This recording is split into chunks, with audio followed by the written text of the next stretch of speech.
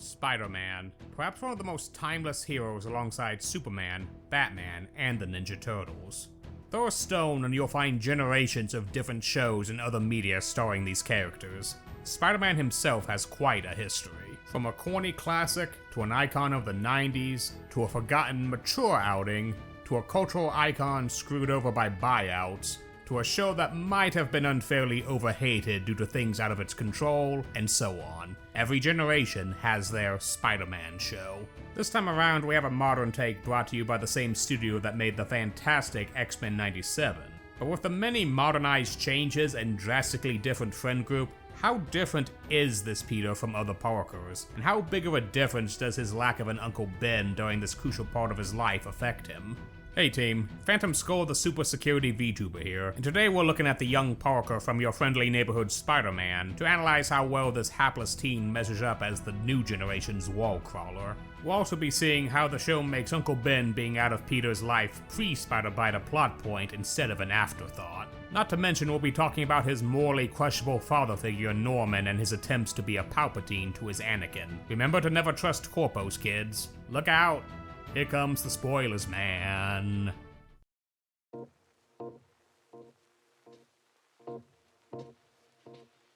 To begin, let's recap your friendly neighborhood Spider-Man's plot so we're all on the same page.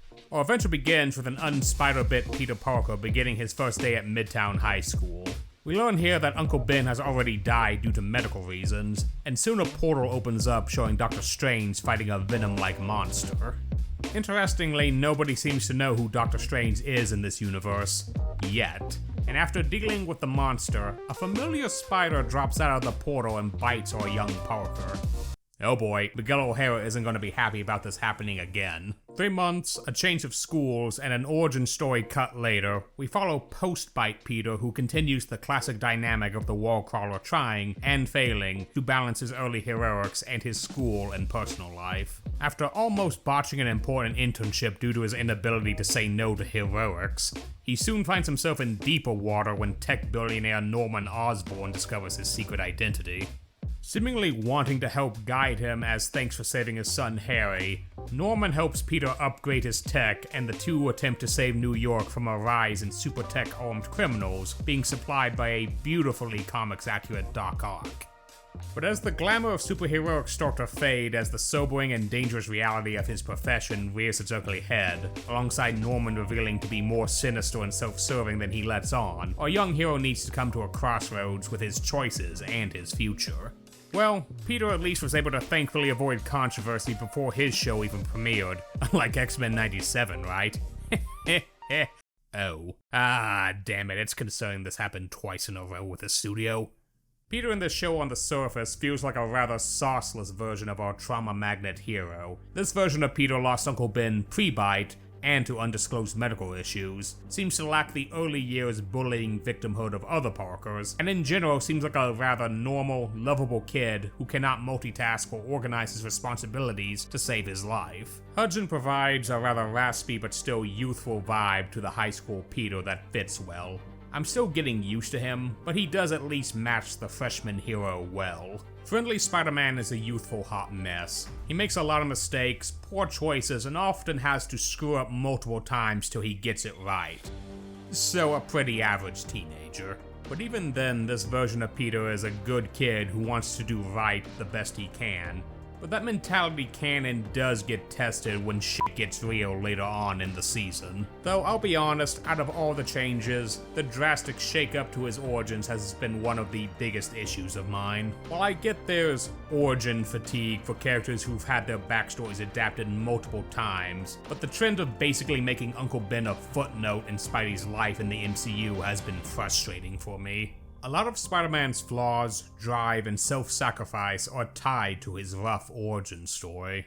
Peter was a bullied and mocked kid who suddenly got incredible power. What's telling with his origin is that when Peter does get that power, he doesn't consider superheroism at first. He's bitter and vindictive about how he's been treated all his life. And much like a lot of his future enemies, his first thought is how to make money and to get respect with his new power. His selfishness and vindictiveness indirectly leads to Uncle Ben's murder, because he chose to let an armed robber get past him out of spite for the person that stiffed him out of money that he was owed. That same crook kills Uncle Ben. This traumatic incident humbles Peter and sends him on the crusade of self-sacrifice even when it costs him dearly in his personal life, to always live up to his uncle's words, "With great power comes great responsibility." With all of this taken away, we're just left with a milquetoast Peter.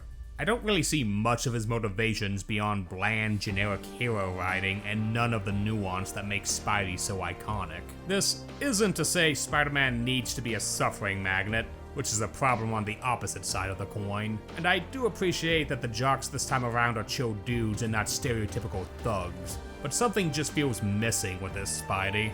And then it all came together for me that Uncle Ben's absence from this story was intentional this time around when Norman said this iconic but bastardized line to a confused and lost Peter. "With great power comes great respect. And if you don't have respect, you have nothing. You need to give the world a reason to respect you." This is a good segue to talk about his superhero sugar daddy, Norman Osborne, with some melanin to finally match those iconic waves. Voiced by Coleman Domingo, this billionaire mastermind takes a liking to Peter for his smarts, and even more so when he finds out he's Spider-Man. The choice to recreate the meeting Iron Man scene from Civil War, but replacing Tony with Norman, was pretty deliberate. They wanted to make that parallel. Norman, outside of his change in skin color, is the same shady tech giant most incarnations are. Some people get too wrapped up in his other persona to forget that Norman Osborn himself is a menace even without tweaking on Goblin Serum. Norman is, in many ways, Marvel's answer to DC's Lex Luthor.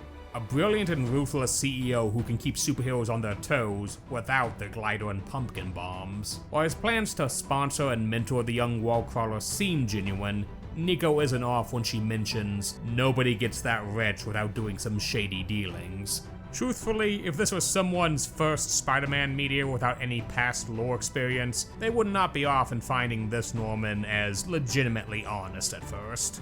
He's got a friendly personality and seems earnest in helping Peter become a better hero, promising to help deal with the governmental consequences of the Sokovia Accords if they come a-knocking. But even ignoring the fact that, well, he's Norman Osborn, more world-weary viewers will rightfully find his overly positive and friendly demeanor to be an act to keep the impressionable Peter in his corner. To Norman's credit, for the first half of the season, he does seem like he's being honest on the surface. At his worst, his mask slips into a mild annoyance at Peter's scatterbrained and impulsive teenage shenanigans, but it comes off more like an exasperated dad figure than anything else.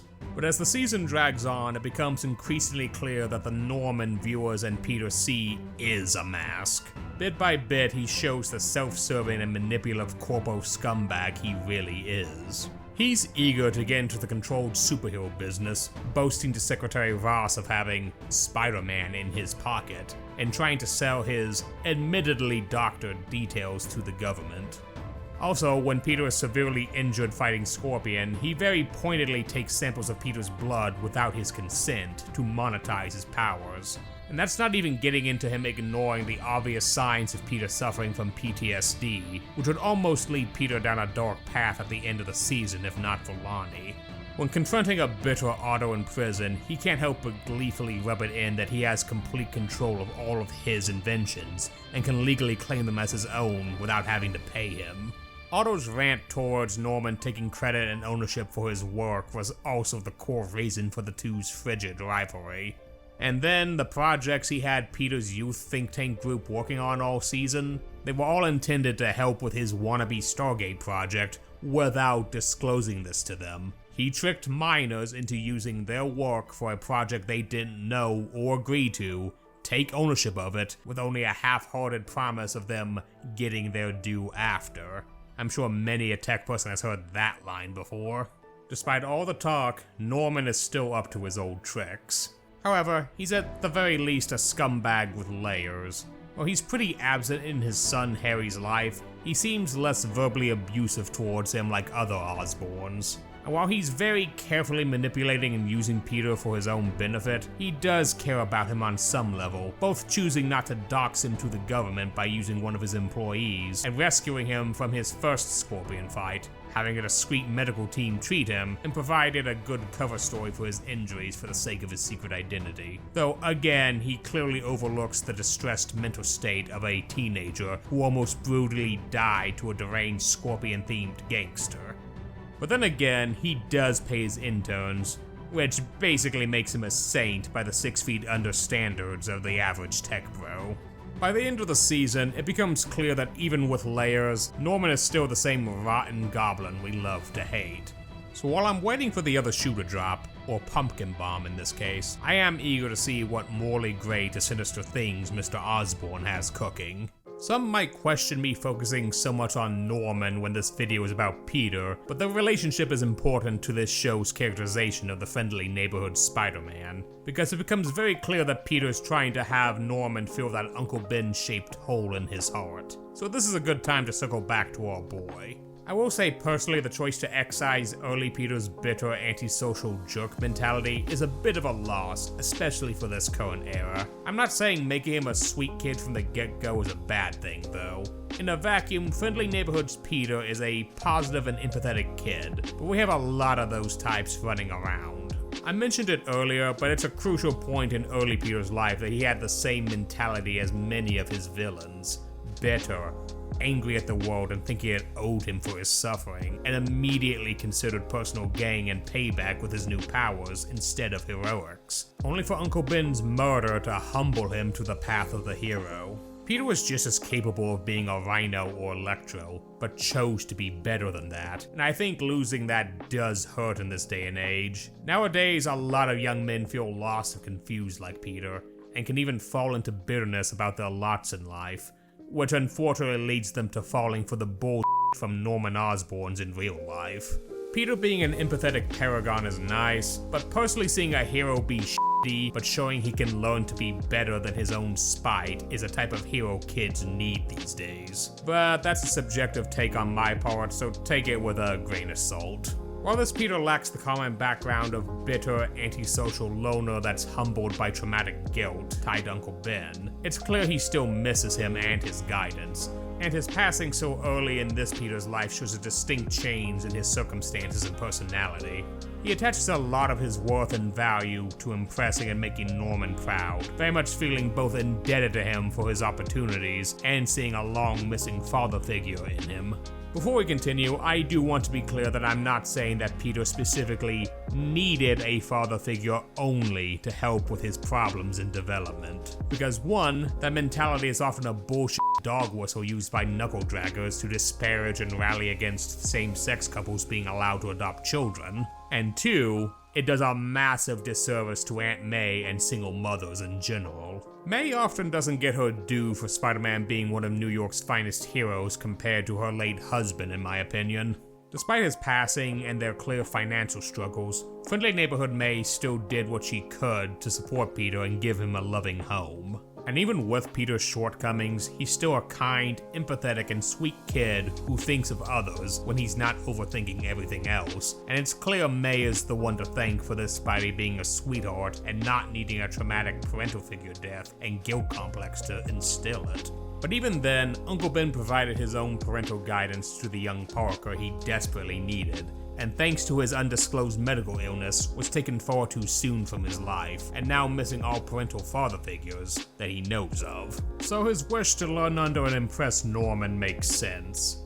However, as the season goes on, even if he can't fully see the crooked picture with Norman, Uncle Ben and Aunt May's ideals and advice help Peter question the CEO's rather dark and cynical outlook on making it in the world, never betraying his ethics or his responsibilities to others to fall into Norman's selfish and manipulative mindset. And the only time he slips into almost accepting Norman's darker outlook is when confronting Scorpion again near the end of the season. Scorpion in this continuity has a lot deeper connection to Spidey than most versions of the character, being the young hero's first taste of facing a legitimately unhinged and evil opponent. Most of his enemies up until now have been petty thieves, punks, or crooks with super tech. Scorpion was a wake-up call for Peter, being a relentless, sadistic psychopath that is not afraid, but gleeful to stain his mechanical tail with blood. After almost dying to Scorpion, he begins to suffer severe PTSD, and when confronted with him again, hearing him threatening to kill everyone he loves, the young spider snaps and drops his self-control, utterly decimating the sadist and almost killing him. Thankfully, Lonnie is able to stop him and make him come to his senses, but it's still a pivotal moment of weakness for friendly neighborhood Spidey, as he comes close to becoming a darker, less empathetic version of himself, like his twisted mentor Norman. While he's still got more things to sort out, he's thankfully able to take away from here the same lesson almost all Uncle Ben's instill on Spider-Man. With great power comes great responsibility. While he's still on the fence with his rebound father figure, Peter still follows his own path and keeps to his heroic pursuits, truly standing on his own as the friendly neighborhood Spider-Man. While the show is not without its issues, and I'm sure I'll be making more videos on it in the future, it at least earned points with me by making Uncle Ben's absence in Peter's life a central part of the story, and not trying to just rush it out faster than the latest Batman origin story. Alongside the fact it's doing far more with the wasted ideas of the MCU's Spider-Man, and never forgetting that this property is about Spider-Man, this new show has me hooked to see what comes with Season 2. Though clearly our favorite wall-crawling kid is far from done with his daddy issues. Thanks for watching. Hey, thanks for checking out my video. If you liked it, I'd appreciate a like and a comment. It really helps the channel as we continue to grow. What are your thoughts on Friendly Neighborhood Spider-Man? Does it have potential, or is it just a mid-Spidey show for you? Also, be sure to subscribe for more superhero and other geek media videos. We're so close to 1,000 subscribers, and I can't thank you all enough for that. Also, be sure to follow me on my other socials. I will hopefully be returning to gaming streams over on the Purple site this month, so stay tuned for that. Thanks again, and I'll see you all next time.